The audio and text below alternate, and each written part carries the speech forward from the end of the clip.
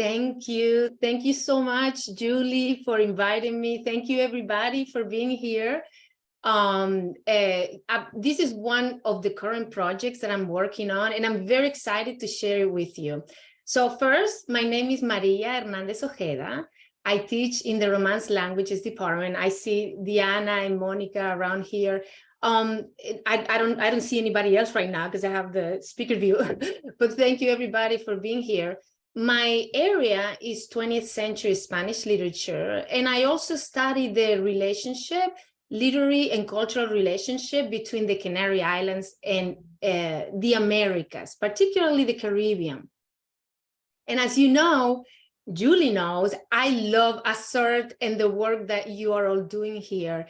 Jennifer Newman is part of the project that I'm going to be discussing today, and she will talk about her role later after I speak. Well, she has been a crucial component in other projects that I have worked on, that Julie has worked on, and all of us. In fact, we presented, Jennifer and I, in ACERT in 2019, a whole different time, prehistory, and on an archival project that we did with my students. So this, yes, can we, perfect. Thank you so much, Julie. Julie's sharing my presentation. So this COIL project that I will discuss now is, I believe, is collaborative, is inclusive, it's global and interdisciplinary, right? And next, Julie. So in spring 2022, one of my classes for Spanish majors teamed up with students from the University of Las Palmas de Gran Canaria in Spain. They analyzed a poetic text together in groups. And that's why the point that Julie made earlier about not being formalized, this type of activities and projects not being formalized is very important, because it was just an agreement between the professor in that class and myself. So this is the work I will discuss today. Next. Julie already gave the definition that Sarah provided of what a COIL project is, right? It's fundamentally students' work based on interaction, intercultural communication. No? It connects students from different countries, and it encourages collaboration, creativity, and teamwork. So there are many types and examples of international interaction, as my colleague Olivera will talk later too. But my class, this assignment that I'm going to discuss focused on an online work group project. Next. So how was this project conceptualized? Well, I knew a colleague from a university in Spain who taught courses with similar topics.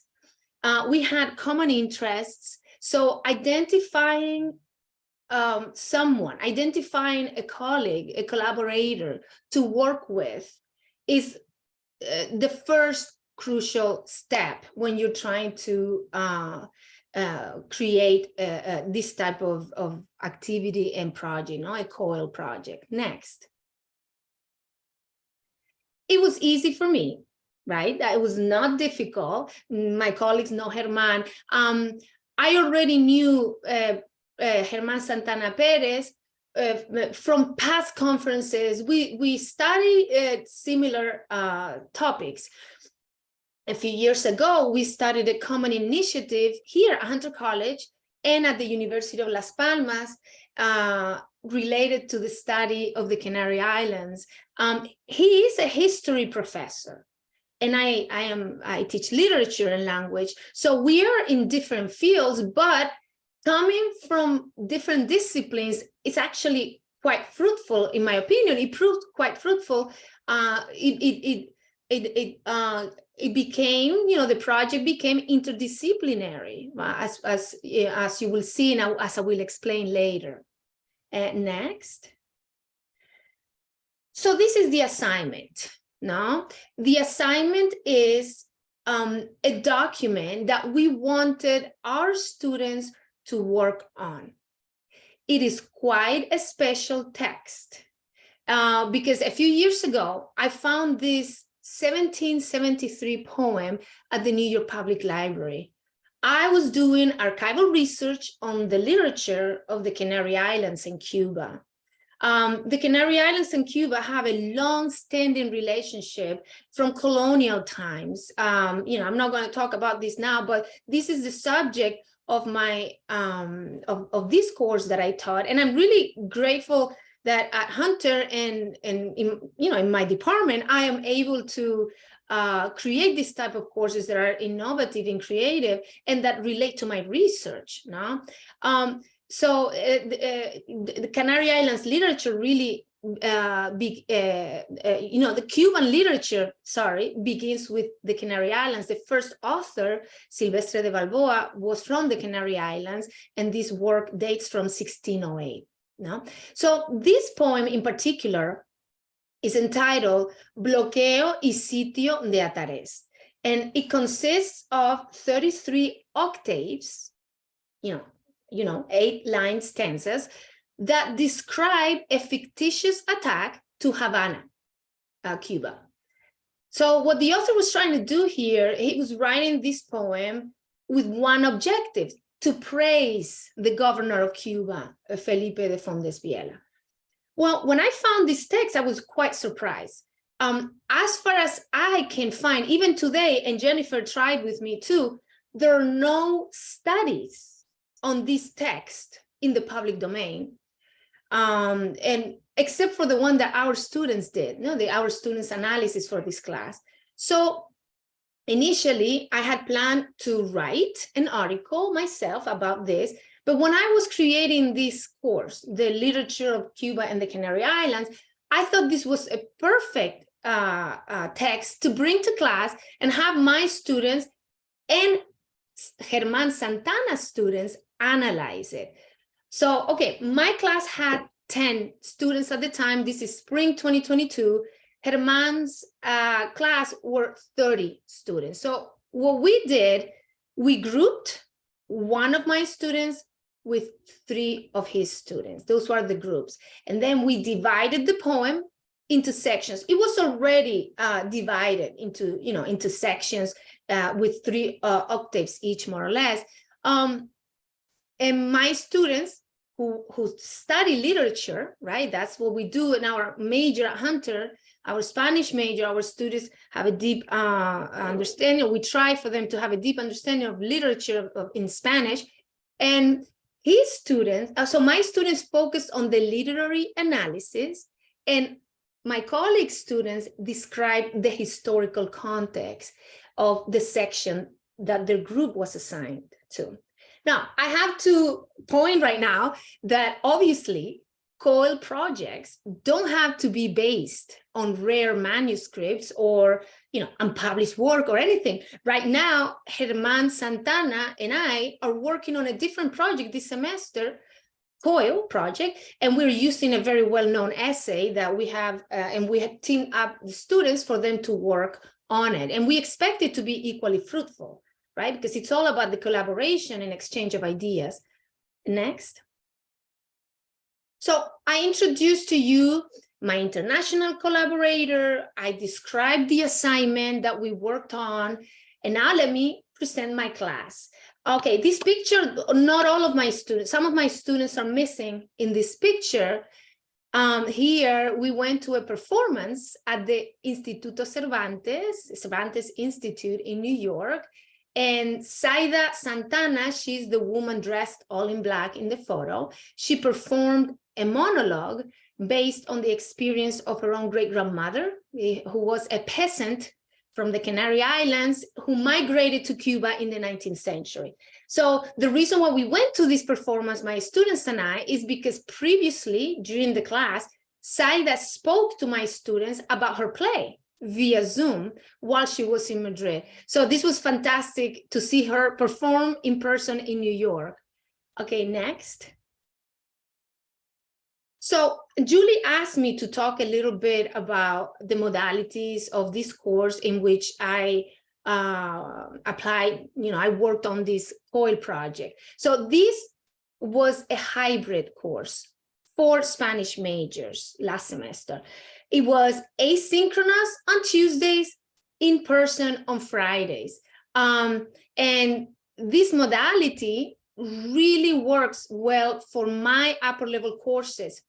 I really enjoy it because I curate a variety of materials for them to work on Tuesdays, which are recorded presentations of mine, videos, shared writing platforms, audio applications, and then we dedicate Fridays to discuss everything that they read and viewed that week. Next. So for the COIL project, what did I use? What online platforms did I use? Well, we use Zoom for students to meet independently and work on their assignments in their groups, right? Excuse me. Keep in mind, they may not want to do it via Zoom. They may want to do it via email. So I'm flexible. We were flexible about their what they wanted to do, as long as they try to work in groups. We use Google Drive to share documents. Particularly my colleague Germán Santana and I, we would share our documents via Google Drive. Then Blackboard is very important for me, for my students, to upload their drafts, all the drafts that they were, after they worked with the students in the Canary Islands, and the final essay, the project. And then Manifold, Jennifer will talk about this, because this is the role that Jennifer has in this project. That's where Jennifer comes in to publish the students' commentary. Next. So I'm going to talk about these other platforms. Jennifer will talk about Manifold, but Blackboard is a fundamental tool for me, not only for the COIL project, but also my classes, because my courses are zero cost. So the materials can be found there. As you can see, well, this is just a screenshot of my Blackboard, but I structure the materials into weeks. And this is something that I learned with Julie, Shaoshan. My Blackboard skills have improved tremendously since I took all these courses with Julie and everybody at ACERT. So next. And as I mentioned, at Zoom, I was talking about the online platforms that I've used in this course, right? So Zoom was also very, very important. Zoom is a crucial communications platform in my course. For my class on Cuba and the Canary Islands last semester, I invited several guest speakers from around the world to have discussions with my students. And thanks to Zoom, I can invite the experts in their field, and they don't require stipend. They understand that we have funding restraints, and they're very generous. And my students tremendously benefit from this, from having these experts come to my class. Here, distinguished professor Alicia Llarena is discussing one of the writers that we studied in class, Mercedes Pinto. I don't have a picture here, but Germán Santana came to our class and gave a wonderful presentation about the historical context and the historical relationship between Cuba and the Canary Islands. Next.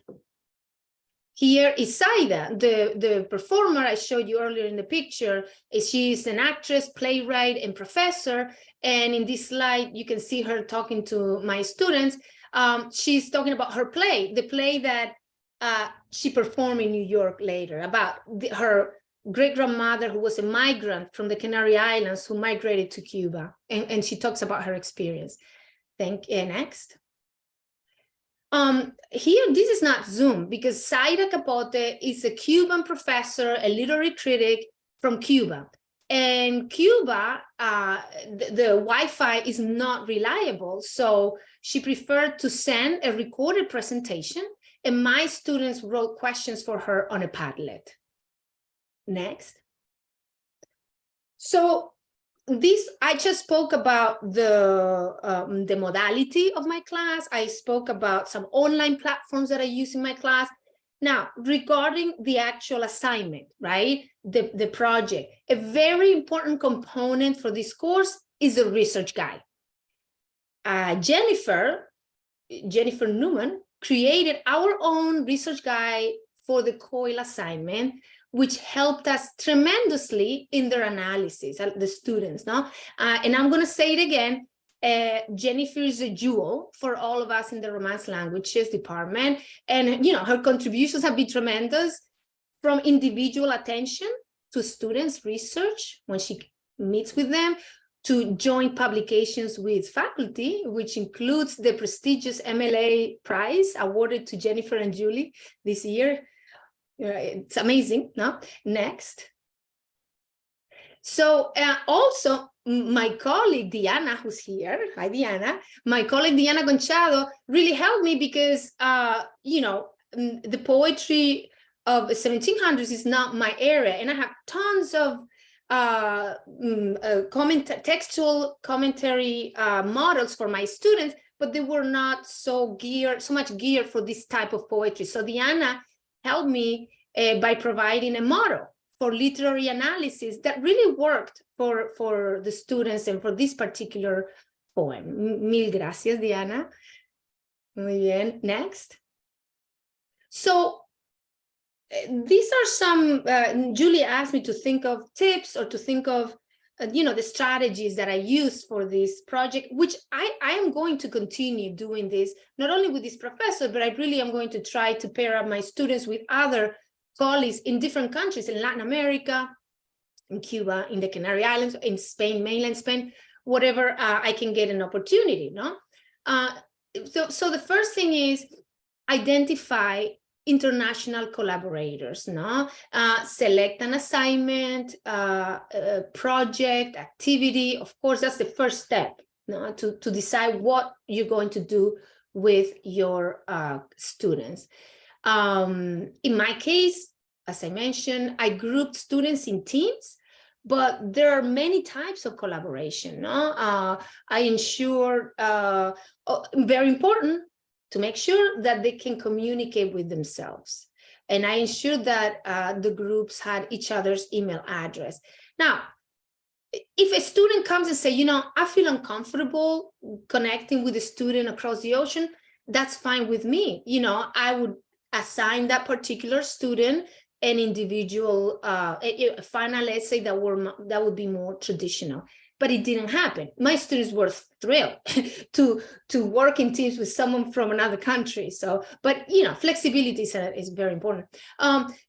Very important as well is to provide the expectations, no? What our expectations are for this assignment, because there are many variables, no? I mean, students not only have different schedules when you create team work here in the US, they don't only have different schedules, they also have different time zones. So, you know, it's really useful to give students, I mean, it's important to give students their expectations that you have for your assignment.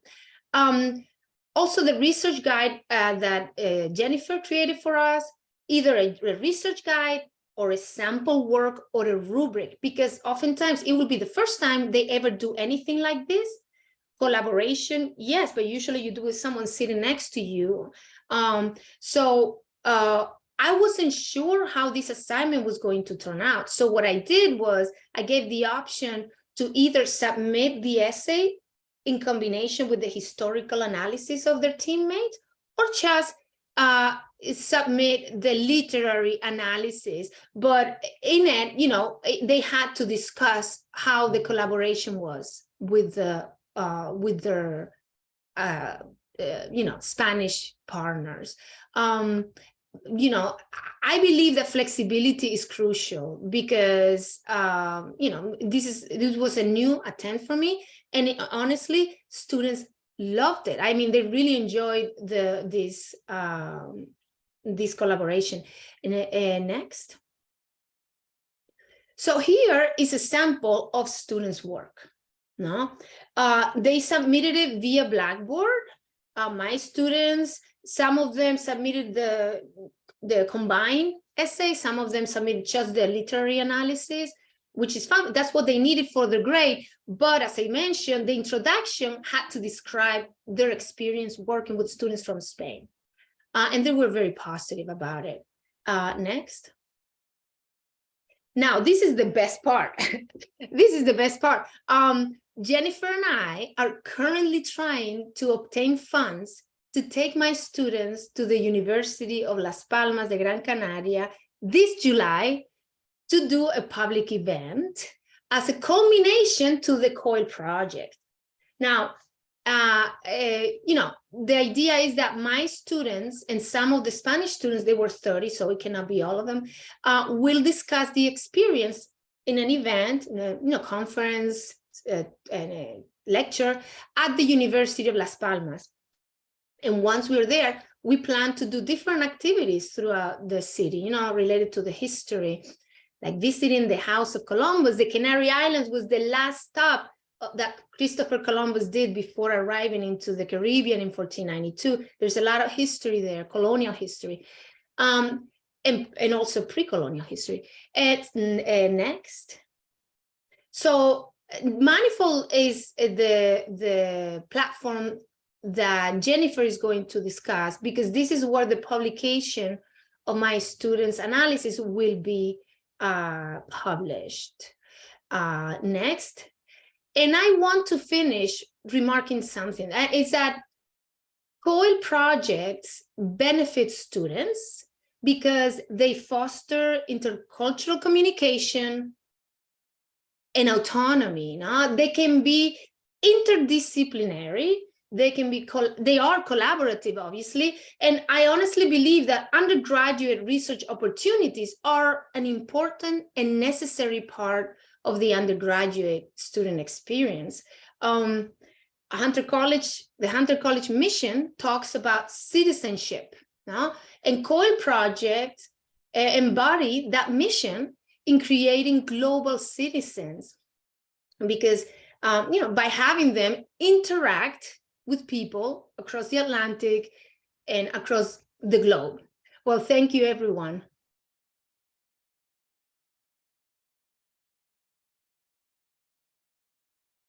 Thank you so much, Maria. I'm just going to give you a big round of applause, which you're getting also virtually, and pass it over to Jennifer. This was wonderful.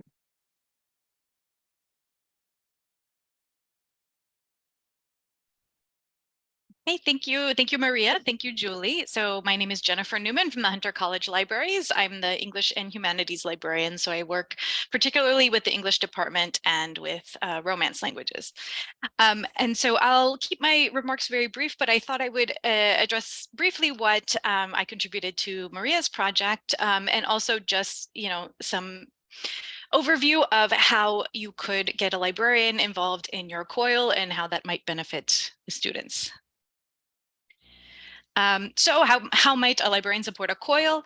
So as Maria mentioned, you know, a librarian can provide research support for the students. In particular, this was a difficult task or a challenging task for students because they were working with a text that has never been studied. So as an undergraduate, what do you do when usually you find secondary sources on the topic that you're studying, right? So I provided a research guide, some strategies for the kind of research that the literature students would be doing. But librarians can also host in-class workshops. We can also do research consultations with your students, small group consultations. I find that it works sort of like therapy, that the students learn by talking out what they're doing. And, you know, as a librarian, you almost don't really have to guide them. You just have to be, you know, an ear to listen. But also librarians we love to collaborate on assignment design.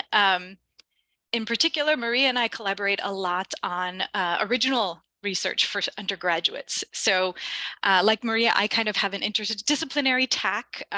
So I have a doctorate in Italian literature, but from a department that was really a cultural studies department. And I don't really do literature. I kind of do everything all together. And, you know, we both commented that literature students often they do kind of the same assignment over and over again. They're always doing literary analyses, and we like to collaborate to get them to do something new and original that doesn't rely so much on secondary sources. So we bring students into the archives. We collaborated on this project. And then finally, you know, librarians often can give you suggestions for tools and platforms for the projects your students will be doing. And so I will talk about that briefly. So some tools that I've used, that others have used, that kind of promote collaboration among students. So very quickly, there's the Zotero Citation Manager. So, you know, we all love Citation Manager software to kind of keep lists of the citations that we found of our research, but also Zotero is really great because it can be collaborative. You can make a public or private group library, they call it, which is a shared bibliography. So students can become members, they can make a whole class group or a small group and contribute their research and take notes on their research and tag and organize what they found. I've had the fortune recently to have been a faculty fellow at the Graduate Center's OEPI, which is the Open Education and Publishing Institute, where I learned a lot about the CUNY Academic Commons and Manifold. So the Academic Commons, if you don't know it, is a WordPress-based platform that you can use to create a public or private group.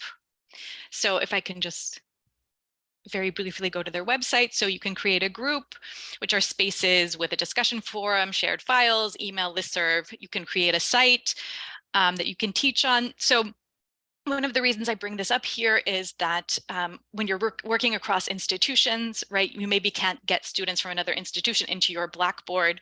The Academic Commons, anyone with a Hunter email can sign up, but you can also work with the folks who administer this at the Grad Center to get guest access to people from other institutions, right? So you can also make a course site to teach from and or a group.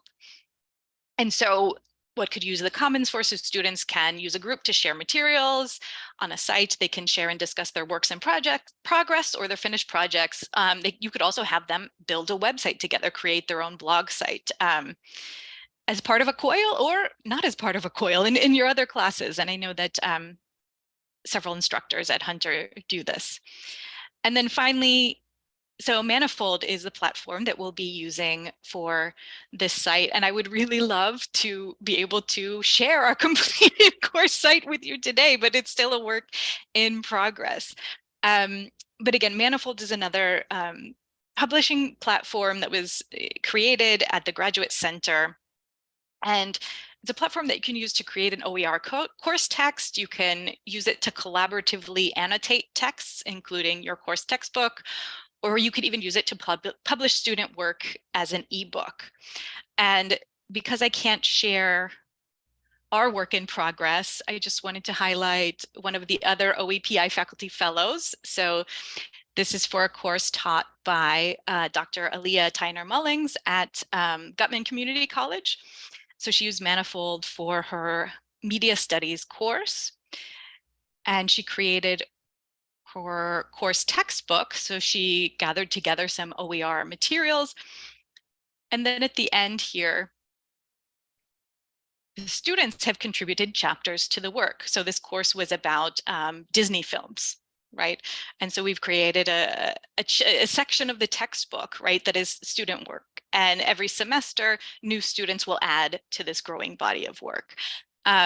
You can also use the site, as I mentioned, to annotate. So just as an example, so here is the course text. Students can sign in and highlight and annotate. So our project will feature Maria's transcription of this poem that is otherwise not available. It's only available, as far as we know, in manuscript format. And we will use the students' work to annotate the poem and to embed other resources into the Manifold site. So I was very lucky to have been a part of this project, and I look forward to hearing our next speaker talk about more. Thank you so much, Jennifer. Oliveira, go ahead. Good afternoon, everyone. I hope you're not super hungry. I'll try to do my best to be short. I'm an adjunct lecturer for Hunter. I also teach for NJCU. I teach for Ivy Tech, where I used to live in Indiana. English composition, public speaking, interpersonal communication.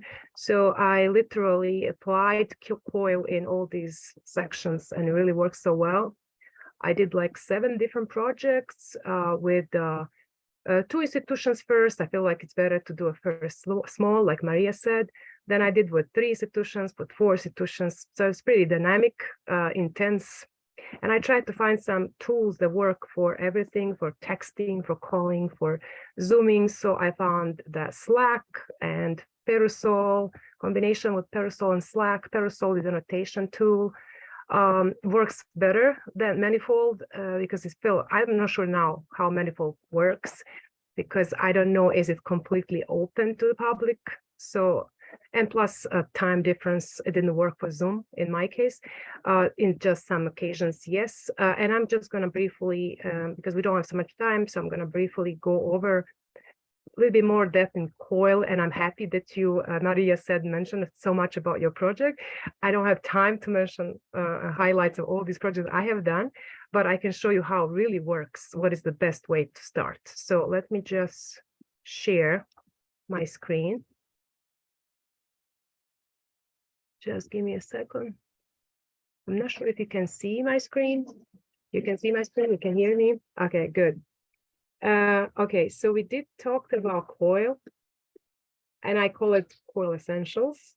As you can see, it's a global digital literacy learning, interpersonal, intercolorational, transactional, international. There's so many different adjectives you can add. It's so complex, but also so essential to all of us in this globalized society. I am not sure if you guys know where COIL comes from. The person who is the founder is John Rubin. It used to be, the cradle used to be a SUNY in Albany, but now they changed a destination. It's another small place upstate New York. I don't know off the top of my head the name of it. They just transferred. They got a good support from that SUNY. It's also SUNY, Oneka, something like that. How do we do? Like Maria already mentioned, it's preferably it would be nice to connect with the person you already know. I actually got in touch with a person. She used to be my colleague when I used to be a student. We didn't see each other for 20 years. She immediately accepted the deal.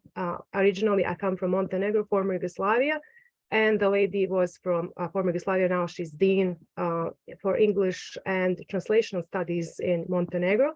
She accepted that, and then another colleague of hers, she wanted to also be with us together. So 3 of us just started from scratch, and it worked so well. It was pretty dynamic because it was something I have never done before. We had 90 students. I was sending feedback to all of them, to their students, because I was so excited, to their students, to my students. It was so time consuming, but it was fruitful in the end. We also combine groups from all institutions. For instance, there were 2 different universities combining with LaGuardia. I used to teach for LaGuardia, public speaking.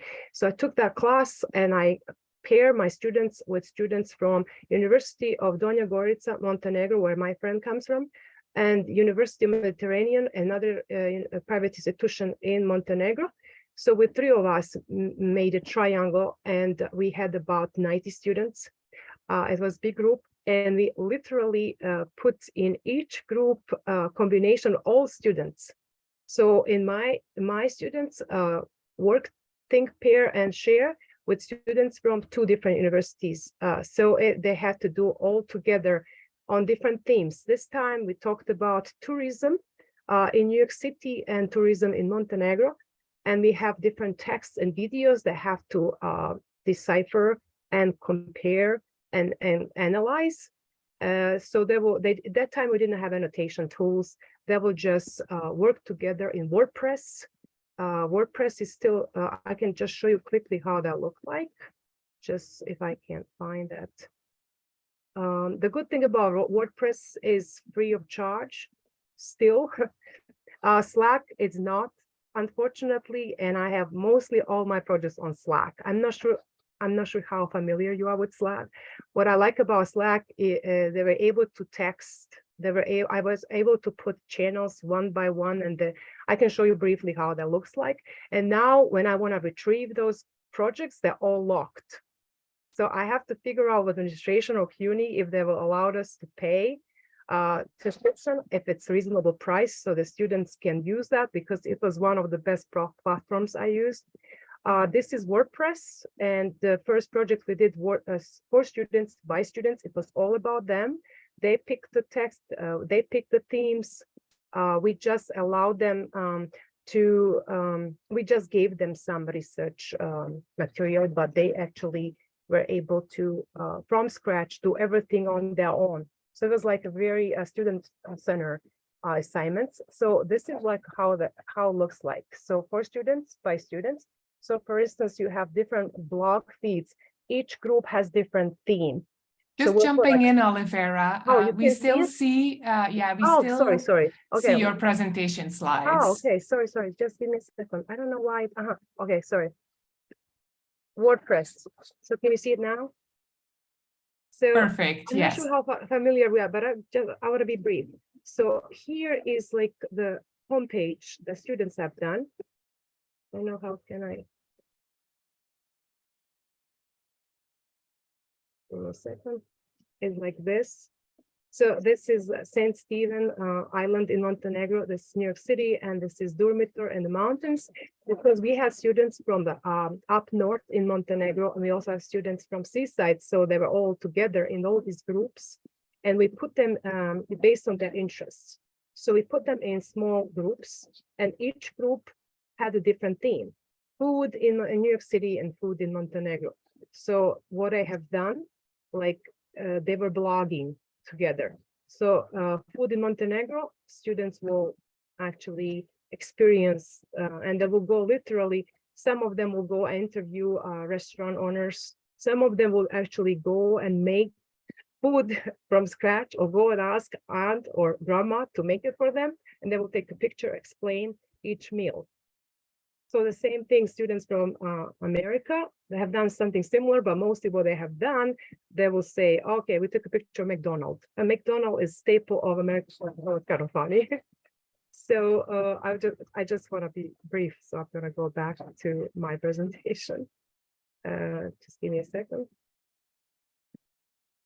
Stop sharing and stop. Try again. Okay, now we are here. Okay, so it is also it really COIL really helps increase self-awareness, also show students that how cultural identity matters, empathy also, as we can see how empathy works during the pandemic, because we also have the pandemic impact of pandemic in Montenegro, America. We also did a small project Hunter students did with South Africa. That was last semester. It's a little pilot project. And we have done cultural identity, diversity in cultural identity in South Africa and America. And it was very nice. And we use Slack and Perusol. So now I cannot show you because it's locked, but hopefully we have a workshop. I will show you that. These are different communities that you can reach out. I have some links. I can share this presentation. So I have a lot of research resources that you can use to know more about all these steps, how actually COIL works. And this was something we have done. The first thing where I was actually plugged in this COIL was COIL colloquium in 2019. Since 2019, I applied about maybe 9 9 projects. Mostly I have done maybe sometimes 2 projects per semester, which I don't recommend. 1 is enough. It's too much work, really. I was passionate, but I think it was too much. So here's us in this COIL colloquium, because it was very powerful conference at LaGuardia in 2019. That's how I learned about all these tools.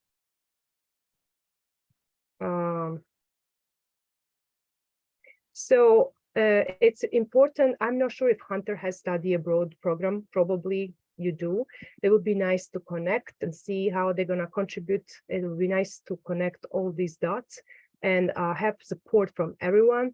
It's not. It should be institutionalized eventually. That's our actually long-term goal. It will be maybe more for students. There will be more motivated if they have at least extra credit. I know in Spain there is one university, and there are some of them in Holland. Some universities in Europe, they do have they did COIL institutionalized, and they have extra credits.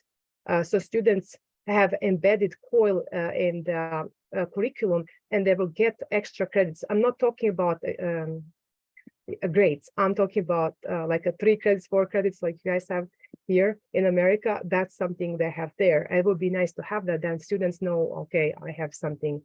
Even though it is cultural awareness, even though it's globalization and digital literacy, they still want to have more. You know what I'm saying? Like in this time when we have problems with how to get a job. Students will, this is the best part about learning more about the world. It is true that New York City is very multicultural. We have over 800 languages speaking, but my students were so amazed how much they didn't know about the rest of the world, even though they did know from books and literature, until they got together with students, especially during the pandemic time. They were so supportive. They saw the huge difference, nightlife there and here, access to food and Wi-Fi, problem with electricity. Like in South Africa, even now, they don't have electricity from time to time, and Wi-Fi. They will go to Starbucks to get connection to write down an email or send application. So it was very challenging. Exploring global ethics is also important. Ethical tourism, for instance, COVID, how measurements were implemented there comparing to us here. We are so overwhelmed with information on mainstream media, but then you will see from the first-hand experience with these students what's happening in their lives. You will see a totally different story. So these personal narratives were so powerful, and we have in these reflections when we're collecting qualitative data, we saw how students actually realize they are so similar more than different in the way how human beings work. But then mainstream media and foreign politics really make us all divided and segregated. And students were so amazed how much they found out about themselves. Like, wow, we didn't know, it's so similar. And they have big bias about other countries and cultures. So that was kind of big revelation for them. So the best part about COIL really, you can implement in every single class. And it's interesting, I use public speaking. I included public speaking versus like logistics and applied sciences and maritime studies. You will think, okay, no common ground. What is that? But we did find out some themes that it's like every educator will definitely include in the class, because it's necessity to talk about cultural awareness, gender identity, there's ethics in the world to make us aware where we are, who we are. And I feel that you can find that common ground in every single class. And it's nice to, like Maria said and Jennifer, multidisciplinary is the key. So I'm really rooting for that, to not to be afraid of accepting challenges. And I'm here to help you as well, in case you want to take advantage of this. You can implement this in your course syllabus as a part of the course syllabus, but you can also make from scratch completely different design of COIL. The good thing, what I've noticed that worked for my classes, I actually gave 20%, 25% of participation grade for COIL. So it really boosted in the end grade of our students because they participated so well, and it really helped them with their final grade. That was kind of nice. So first step, identify the course learning objectives in HAZE by COIL. I have those sample paper syllables. I can show it to you. Maybe now it's too fast, but I can do it. Eventually, we can make another workshop. Step 2, get to know your COIL partners. So I did have also experience with students, with international partners that I have never knew before, and it really worked. But it actually better worked than with my real partner that I knew, because she was super busy and I had to do her job. So sometimes it can happen like that. So it's nice to really find the time to work together, 15 minutes, 20 minutes, because I ended up working alone. So that was like too much. So it's nice to have this expectation laid out right at the beginning. So don't be surprised in the end. So step 3. So this is the best part. I really like that I did have time. We did find good time to sit down via Zoom and create this design together. So if you have that course, it really works so well and fast. You have to find a common ground. You can all figure out, okay, what specific material you can include. You can do videos, you can do scholarly articles, you can do a piece of literature, but it has to be something that really matters for all of you. And I didn't have no problems with that part, really figure out everything. And I also have samples for that to share. I'm not sure, Julie, how much time I have. So we're at 12:55. Okay. I know you have like so much Yeah, I know I have experience such that I can you show could briefly. fill the whole Yeah, hour. I can just briefly mention. I can show you just briefly what some of my students have done. Yes. This was during the pandemic. It was terrible in Montenegro and here, and students literally, even though they finished, that course was done in May. Actually in April, and ours in May. So they still decided to come to my class via Zoom because I had hybrid class, and they were participating in discussion. It was interpersonal communication. They were so excited talking about their personal narratives and interaction with their students, with my students, and also sharing their stories and problems with the pandemic. So that was kind of interesting. Unfortunately, I didn't record that session, but this is what they have done together. So they created this sign. This is another student of mine who created COIL logo, and we use that for a live flyer for LaGuardia programs. So this is how that Slack look like. That's like one of this, just screenshot one of our projects, and you can see engagement of students and us professors together. So it's visible, and plus they have one-on-one messaging when they want to do private conversation. So that was nice, because emails kind of too overwhelming, but this is everything in one spot. All these groups here, we have channels, different themes in each channel. We also have, it's a good thing about COIL, you can even create some things for them to have fun, like with memes. So they were creating memes about the pandemic. It was hilarious. So they also they were sharing photos from their communities. Just we needed something to show them that we all care for them, instead of just doing constantly work and studying. So that was kind of nice. Okay, take some break, and guys, share something from your life. So that was kind of interesting, and they really did a great job. And in the end, Maria, you said they were doing Blackboard and they were submitting their work. Here on Slack, they actually submitted all their projects there, each group final project. So everybody was able to see everything. So that was kind of nice. So all groups were able to see everything on one spot because it was their work. And unfortunately, now I have to figure out with Slack how I can retrieve that material. Yeah, that's the thing about intellectual property. That's the kind of problem with copyrights, but hopefully they didn't steal us. still anything. So that's another thing about students and faculty members be involved in this. You have amazing opportunities. You can publish your paper. We have done that. We published a few papers. We also went to different conferences. We also included students in those conferences.